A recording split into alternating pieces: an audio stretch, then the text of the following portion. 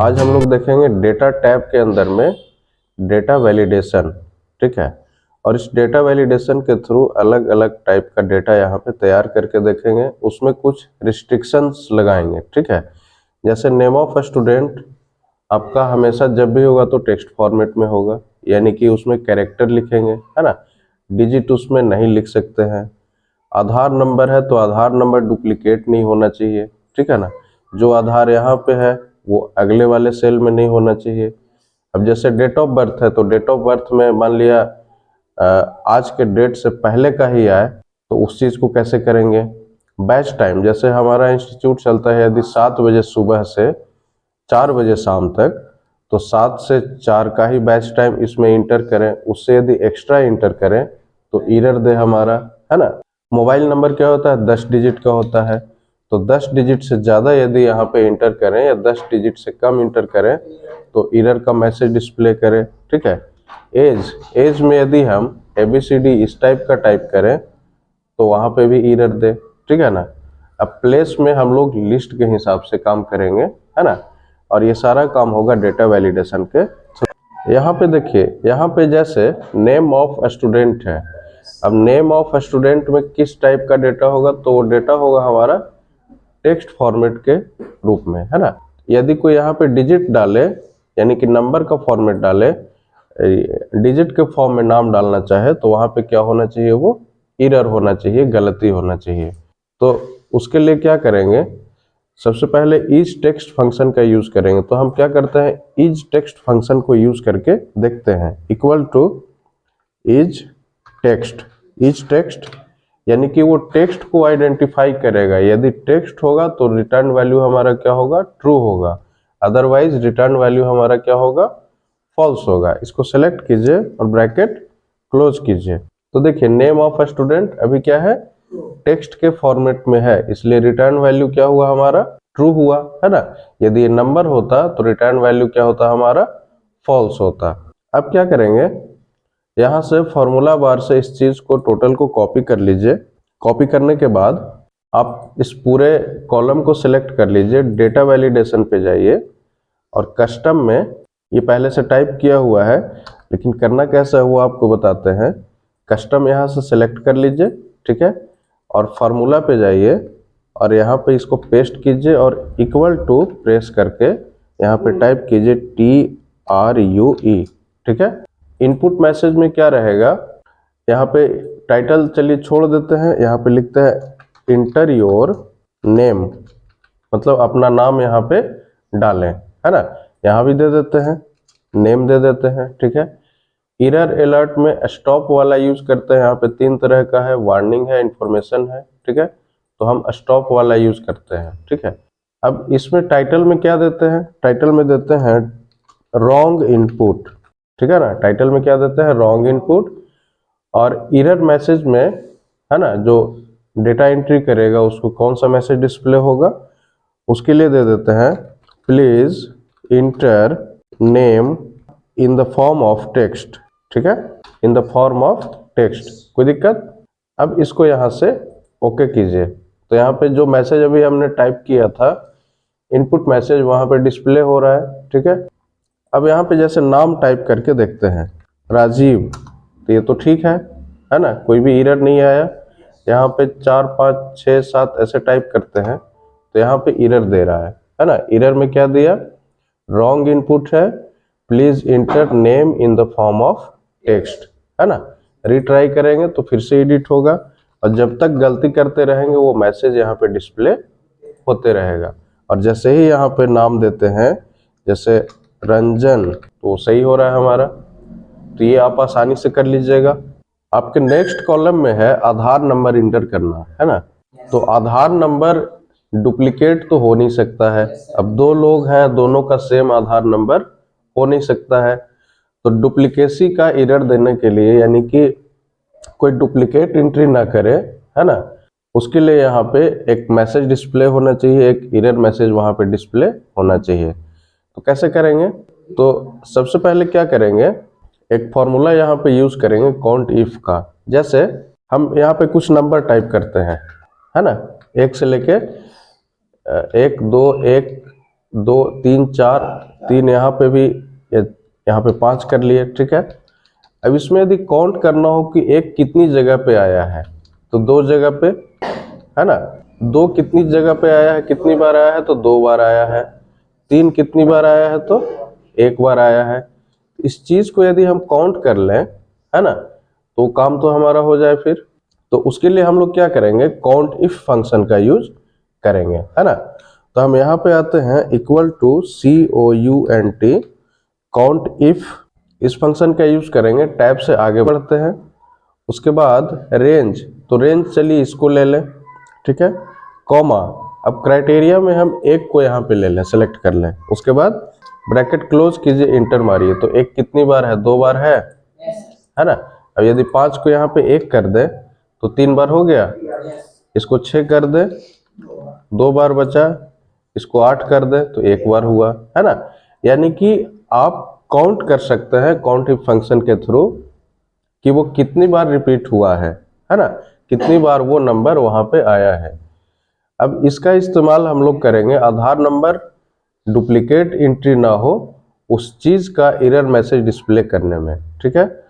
तो सबसे पहले क्या करते हैं, इन सबको हम डिलीट कर लेते हैं और इसमें क्या करते हैं, इसको F2 से एडिट कीजिए और C2 की जगह पे हम क्या करेंगे, इसको सेलेक्ट कर लेंगे। C2 की जगह पे C1 को सेलेक्ट कर लेंगे ताकि डेटा वहां से नीचे जो भी है उसको, उसमें वो एरर मैसेज डिस्प्ले करे, ठीक है। उसके बाद C2 इसको, ठीक है, इसको इंटर प्रेस करते हैं। अब यहाँ से क्या करेंगे, इस फॉर्मूले को कॉपी कर लेते हैं, है ना। कॉपी करने के बाद आइए सबसे पहले इस टोटल को यहाँ पे सेलेक्ट करते हैं, है ना। टोटल को यहाँ से लेकर के यहाँ तक सेलेक्ट करते हैं। सेलेक्ट करने के बाद डेटा वैलिडेशन पे आइए, एनी वैल्यू की जगह कस्टम कीजिए और यहाँ पे फॉर्मूला जो भी हमने कॉपी किया था उसको पेस्ट कीजिए, है ना। और पेस्ट करने के बाद इक्वल टू 1 कर दीजिए, है ना, यानी कि वो बराबर किसके हो, 1 के बराबर हो। यदि 1 के बराबर नहीं हो तो वहाँ पे एरर मैसेज डिस्प्ले होना चाहिए। अब इनपुट मैसेज में क्या करेंगे, यहाँ पे देते हैं इंटर आधार, ठीक है। एरर अलर्ट में क्या करते हैं, यहाँ पे जैसे टाइटल में स्टॉप का यूज करेंगे हम स्टाइल में, है ना, और टाइटल में दे देते हैं डुप्लीकेट आधार, है ना, कोई दिक्कत। और एरर मैसेज में क्या दे दे, इसमें दे देते हैं आपने डुप्लीकेट आधार नंबर डाला है, ये मैसेज दे दिए हिंदी में, ठीक है। उसके बाद इसको ओके कीजिए। तो यहाँ पे क्या मैसेज दे रहा है, इंटर आधार। अब जैसे हम शुरू करते हैं डालना, 1 2 3 4 5 6 7 8 9 10 11 12, ठीक है, 12 डिजिट हुआ है ना। अब इसको इंटर करते हैं। अब यहाँ पे इसका फॉर्मेट थोड़ा सा गड़बड़ है, तो यहाँ से क्या कीजिए, होम पे जाइए और इसको टेक्स्ट के फॉर्म में ले लीजिए, ठीक है, ये नंबर के फॉर्म में ले लीजिए और इसका डेसिमल यहाँ पे नहीं कर दीजिए, मतलब नो कर दीजिए, है ना। अब दोबारा क्या करते हैं, इसी फॉर्मेट को कॉपी कीजिए, कॉपी, और टोटल में जा करके राइट क्लिक करके पेस्ट स्पेशल पे आइए और सिर्फ फॉर्मेट को पेस्ट कीजिए, है ना। तो अब दोबारा जब इंटर करेंगे तो उस तरह का एरर हमारा नहीं आएगा। अब जैसे हम फिर से 7 5 ये इंटर कर रहे हैं तो ये हमारा कोई भी एरर यहाँ पे नहीं दे रहा है, ठीक है, यानी कि अच्छे से वर्क कर रहा है। अब क्या करते हैं, यहाँ पे डुप्लीकेट एंट्री करते हैं, जैसे 1 2 3 4 5 6 7 8 9 0 फिर से 1 2, ठीक है, ये इंटर किया हमने। इंटर करने के बाद देखिए लिख रहा है डुप्लीकेट आधार और यहाँ पे मैसेज क्या डिस्प्ले हो रहा है, आपने डुप्लीकेट आधार नंबर डाला है, ठीक है। तो डुप्लीकेट आधार नंबर क्यों यहाँ पे दिखा रहा है, क्योंकि जब एक आधार नंबर यहाँ पे इंटर कर चुके हैं तो वही आधार नंबर दूसरे स्टूडेंट का हो नहीं सकता है ना, ये पॉसिबिलिटी नहीं है। तो इस तरह का मैसेज डिस्प्ले करने के लिए आप डेटा वैलिडेशन का यूज कर सकते हैं। अब हम लोग नेक्स्ट कॉलम में चलते हैं जिसमें डेट ऑफ बर्थ है, और वो डेट ऑफ बर्थ यहाँ पे जो भी इंटर होगा वो 18 साल से ऊपर का होगा, है ना, 18 या फिर 18 साल से ऊपर का होगा। बस समझ में आ रही, जैसे आज कितना है, 9 फरवरी 2023 है, हम चलिए 1 जनवरी 2023 तक उसका उम्र कितना हो जाना चाहिए, 18 साल तक होना चाहिए। तो यहाँ पे सिर्फ वैसा डेट ऑफ बर्थ इंटर होना चाहिए जिस कैंडिडेट का उम्र जो है 1 जनवरी 2023 तक कितना हो जाए, 18 साल पूरा रहे, ठीक है ना, 1 जनवरी 2023 तक। अब 18 साल हमारा क्या है, कंडीशन है, तो उस चीज को फॉलो अप करने के लिए हम सबसे पहले इसको सेलेक्ट करेंगे। सेलेक्ट करने के बाद आइए डेटा में, डेटा के बाद आइए डेटा वैलिडेशन में, और यहाँ पे आइए सेटिंग में। सेटिंग में क्या कीजिए, एनी वैल्यू की जगह पे डेट सेलेक्ट कीजिए, ठीक है ना, डेट यहाँ पे सेलेक्ट कीजिए। अब स्टार्ट डेट में देखिए यहाँ पे बिटवीन यूज कीजिए, मतलब इस डेट से इस डेट के बीच में हम यूज करेंगे। तो मोटा मोटी आपके पास कितने साल का, 100 साल से ज्यादा का थोड़े आदमी आएगा, है ना। आप एक इंस्टीट्यूशन है तो 100 साल के नीचे का ही लगभग रहेगा, है ना। तो एक डेट डाल लेते हैं 01/01, ठीक है, और चलिए 1900 डाल लेते हैं, 1900 ईस्वी से लेकर के इंड डेट हम क्या करते हैं 01, ठीक है, 01 और 2005, है ना, 2005 तक का ही डेट ऑफ बर्थ इसमें एंट्री हो।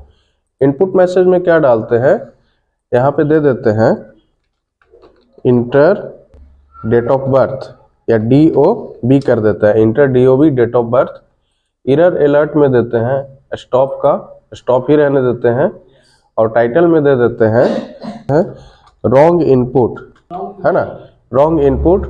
और एरर मैसेज में दे देते हैं आप अभी 18 साल के नहीं हो, ये मैसेज डिस्प्ले हो जाए, आप अभी 18 साल के नहीं हो। उसके बाद ओके कीजिए। ओके करने के बाद इंटर DOB का ऑप्शन दे रहा है। अब चलिए डेट ऑफ बर्थ हम डालना शुरू करते हैं। जैसे यहाँ पे क्या करते हैं 01/01/2004 डाल दें, ठीक है, तो ये तो ले लिया, है ना। अब क्या करते हैं यहाँ पे फिर से 01/01/2006 डालें, तो यहाँ पे मैसेज दिखा रहा है रॉन्ग इनपुट, आप अभी 18 साल के नहीं हो, मैसेज दिया ना। यानी कि आप डेट ऑफ बर्थ, यदि आपका डेट ऑफ बर्थ 1 जनवरी 2023 तक 18 साल यदि नहीं हुआ है एज आपका, तो यहाँ पे एरर मैसेज डिस्प्ले होगा। अब जैसे यहाँ पे डालिए 01/01/1999, तो यहाँ पे डिस्प्ले हो रहा है, ये सही है, ये है ना, यहाँ पे कोई भी एरर मैसेज नहीं दिया। और कोई डेट जैसे डाल के देखेंगे 07/02 और 2009, एरर मैसेज डिस्प्ले किया, आप अभी 18 साल के नहीं हो, ठीक है ना, रॉन्ग इनपुट। कोई दिक्कत है, ये कर लीजिएगा। अब है बैच टाइम। बैच टाइम क्या होता है, जैसे हमारा इंस्टीट्यूट मानिए आप सुबह 7 बजे से शाम के 4 बजे तक चलता है, सुबह 7 से कितना, शाम के 4 बजे तक चलता है वो, ठीक है। तो अब आप यदि बैच टाइम सुबह 6 बजे का डालें या फिर शाम का 5 बजे का डालें, तो वहां पे एरर मैसेज डिस्प्ले होना चाहिए। बात समझ में आ रही है। तो उसके लिए क्या कीजिएगा, सबसे पहले यहाँ पे सेलेक्ट करके इसका फॉर्मेटिंग जो है होम टैब से जा करके, और यहाँ पे इसको टाइम का फॉर्मेट दे दीजिए, है ना, यहाँ पे टाइम का फॉर्मेट दे दिए। अब यहाँ पे जैसे बैच टाइमिंग हमारा कितना है, 7 से मान लिया 4 है, और उसके बाहर में या उसके बाद का कोई भी टाइम यदि इंटर हो तो वहाँ पे एरर मैसेज डिस्प्ले होना चाहिए। उसके लिए क्या कीजिए, इस टोटल कॉलम को सिलेक्ट कर लीजिए। सिलेक्ट करने के बाद डेटा पे आइए, डेटा वैलिडेशन पे जाइए और सेटिंग में जाइए, है ना। सेटिंग में जाने के बाद यहाँ पे एनी वैल्यू की जगह पे टाइम को सिलेक्ट कीजिए, है ना, और स्टार्ट टाइम में टाइप कीजिए 07:00:00 और AM टाइप कीजिए, यानी कि सुबह का टाइम। और इंड टाइम में क्या करेंगे, इसको पेस्ट कर लेते हैं और यहाँ पे 7 के जगह पे 4 कर देते हैं। और AM के जगह पे क्या कर देंगे, PM कर देंगे। यहाँ पे AM के जगह पे PM कर देंगे, ठीक है। अब इसको हम इनपुट मैसेज इसमें देते हैं। इनपुट मैसेज में क्या दे दें, इंटर बैच टाइम, और एरर अलर्ट में दे देते हैं गलत है, ठीक है। एरर मैसेज में दे दीजिए, एरर मैसेज में क्या दे दीजिए, your batch time is not valid, your batch time is not valid. उसके बाद ओके कीजिए। अब यहाँ पे बैच टाइम इंटर करने का ऑप्शन दे रहा है। अब 7 से 4 है हमारा, 7 बजे सुबह से लेके 4 बजे शाम तक। तो चलिए हम सुबह 6 बजे का टाइम डाल के देखते हैं। तो 6 हमने क्या इंटर किया है, 6 बजे सुबह का टाइम इंटर करते हैं। तो देखिए यहाँ पे क्या मैसेज डिस्प्ले हो रहा है, your batch time is not valid, आपका बैच टाइम वैलिड नहीं है। यहाँ पे फिर से रिट्राई करेंगे। हम शाम के 4 बजे का इसको एडिट करते हैं यहीं से, और यहाँ पे क्या करते हैं, शाम के 5 बजे का टाइम देते हैं, या 4 बजे का टाइम देते हैं, और इसको 1 मिनट यहाँ पे कर देते हैं, है ना। और इसको क्या करते हैं, PM कर देते हैं। अब देखते हैं एरर आता है या नहीं, तो बिल्कुल आ रहा है, ठीक है। और जैसे ही यहाँ पे हम 4 को क्या कर दें, 3 कर दें, 4 को क्या करें यहाँ पे 3 कर दें, तब तो सही होना चाहिए। ले लिया हमारा टाइम, है ना। यानी कि आप एक ड्यूरेशन यहाँ पे फिक्स कर सकते हैं कि 4 से 7 या 3 से 5, ठीक है। इस तरह का टाइम आप इंटर करें। यदि उस ड्यूरेशन के 20 का टाइम इंटर करें तो सही हो, और नहीं तो गलत मैसेज का वहां पे मैसेज डिस्प्ले हो। आपका नेक्स्ट कॉलम है मोबाइल नंबर। अब मोबाइल नंबर कितने डिजिट का होता है, 10 डिजिट का। अब 10 कभी कभी क्या होता है, गलत एंट्री होता है, 10 से ज्यादा भी कोई डाल सकता है, 10 से कम भी डाल सकता है। तो इस चीज को हम लोग एरर मैसेज के रूप में कैसे डिस्प्ले करेंगे, सबसे पहले क्या कीजिए, टोटल को यहाँ पे इसको नीचे तक सेलेक्ट कर लीजिए। सेलेक्ट करने के बाद डेटा वैलिडेशन पे आइए, सेटिंग पे आइए, और एनी वैल्यू की जगह पे टेक्स्ट लेंथ को सेलेक्ट कीजिए। टेक्स्ट लेंथ को बिटवीन का यूज नहीं करके हम इक्वल टू का यूज करेंगे, ठीक है। यहाँ पे इक्वल टू, और टेक्स्ट का लेंथ क्या डालेंगे, 10। और 10 क्यों डालेंगे, क्योंकि मोबाइल नंबर का लेंथ क्या होता है, 10 होता है। बात समझ गए, मोबाइल नंबर का टेक्स्ट लेंथ कितना होता है, 10 होता है। इनपुट मैसेज में क्या देंगे, इंटर मोबाइल, है ना, inter mobile number. Error alert में क्या देंगे, स्टॉप का ही रहने देंगे वहां पे सिंबल, और एरर अलर्ट में देंगे हम, टाइटल में दे देते हैं रॉन्ग इनपुट, और एरर मैसेज में दे देते हैं, एरर मैसेज में क्या देते हैं कि मोबाइल नंबर 10 डिजिट का होता है ना, मोबाइल नंबर 10 डिजिट का होता है। अब इसको ओके कीजिए। अब यहाँ पे मोबाइल नंबर डालना हम शुरू करते हैं, 1 2 3 4 5 6 7 8 9 10, एक और डाल दीजिए। गलत मैसेज दे रहा है, गलत का। मोबाइल नंबर 10 डिजिट का होता है, मतलब ठीक से डालिए, है ना। रॉन्ग इनपुट है। फिर से रिट्राई करते हैं, इसको डिलीट करके अभी हम क्या करते हैं, इतना ही डालते हैं, फिर भी गलत दे रहा है ना। अब क्या करेंगे, इसको डालते हैं। अब ले लिया ये, है ना। इसका मतलब क्या हुआ कि 10 डिजिट से कम यदि इंटर करेंगे या 10 से ज्यादा इंटर करेंगे तो मैसेज वहां पे डिस्प्ले करेगा, वो एरर मैसेज वहां पे डिस्प्ले करेगा। कोई प्रॉब्लम यहाँ तक। आपका नेक्स्ट कॉलम एज है। एज में यहाँ पे क्या है, कंडीशन क्या होना चाहिए कि ABC कोई इंटर नहीं करे, यानी कि कोई अल्फाबेट इंटर नहीं करे। यदि इंटर करे तो वहां पे एरर मैसेज डिस्प्ले हो, ठीक है।